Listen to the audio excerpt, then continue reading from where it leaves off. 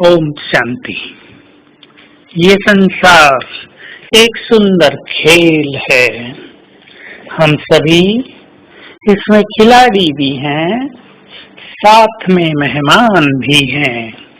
हम मेहमान बनकर ही इस विश्व की स्टेज पर परम धाम से आए हैं और हमें यहाँ से वापिस अपने घर चले जाना है। हम मेहमान हैं। मेहमानों में जब वो दूसरे के घर जाते हैं आसक्ति नहीं होती। वहाँ कोई अच्छी चीजें देखें वो ये नहीं सोचेंगे कि हम इन्हें उठाकर साथ ले चलें। हम सभी संसार में मेहमान हैं। माया ने हमारे चारों ओर अनेक आकर्षण की वस्तुएं रख दी हैं। कहीं देहधारियों का आकर्षण है, कहीं सांसारिक पदार्थों का आकर्षण है, कहीं अथाह धन संपदा का आकर्षण है, कहीं बहुत सारी सुख सुविधाओं की सामग्री रखने का आकर्षण है। परंतु जिन्हें योग का रस प्राप्त करना हो, जिन्हें श्रेष्ठ योगी बनना हो, जिन्हें संसार को बहुत बड़ा योग का सहयोग देना हो, या जिन्हें अपने स्पिरिचुअल लेवल को बहुत ऊंचा उठा देना हो, उन्हें इस संसार की इस माया में इन आकर्षणों में अटकने की आवश्यकता नहीं है।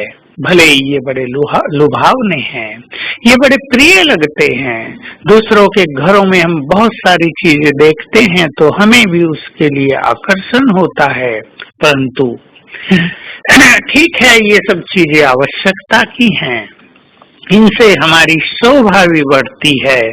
पर अब समय की मांग तो यही है कि हम केवल एक से सब कुछ प्राप्त करें और सभी रसों से स्वयं को मुक्त कर दें, क्योंकि जब तक हम कर्मेंद्रियों के रसों से मुक्त नहीं होंगे, जब तक हम इन आकर्षणों से मुक्त नहीं होंगे, हमें संपूर्ण ईश्वरीय सुख, ईश्वरीय रस, उससे संबंधों को निभाने का सुख मिल नहीं सकेगा। वो हमें संपूर्ण सुख देने आया है, हमारा बनकर आया है। सोचो, भगवान स्वयं बैठकर कहते हैं, बच्चे मैं तुम्हारा हूँ, तुम मेरे हो। कितनी बड़ी बात हो गई। हम तो केवल उसके दर्शनों के प्यासे थे। हम तो क्षण भर के लिए उसे देख लेना भर चाहते थे। परंतु वो जब हमारे पास आया तो उसने हमें फीलिंग दी, मैं तुम्हारा हूँ। प्यार के सागर ने अपना प्यार हम पर बरसा कर कहा, देख लो बच्चे, मैं कैसे प्यार का सागर हूँ। मैं सबसे प्यार करता हूँ, अनकंडीशनल प्यार करता हूँ। मेरा प्यार निर्मल है, निष्काम निस्वार्थ है। तो हम सभी अब सभी आकर्षणों से स्वयं को मुक्त करें, क्योंकि ये सभी चीजें समाप्त होने वाली हैं। कुछ भी इनमें अविनाशी नहीं है। ये ठीक है कि वो थोड़े समय का सुख देंगी, परंतु अगर हम उसमें आसक्त हो गए, अगर हम उसको यूज करके उसके ही हो गए, उसके ही संकल्पों में समय बिताने लगे, तो हम योग का परम सुख नहीं ले पाएंगे। मान लो किसी के पास एक सुंदर कार है, उसमें बैठ के उसको बहुत आनंद आता है, वो सफर करता है, यहाँ तक तो ठीक है। लेकिन उसमें आसक्त हो जाना, मेरी कार, उसमें ही बुद्धि लगे रहना, ये गलत होगा।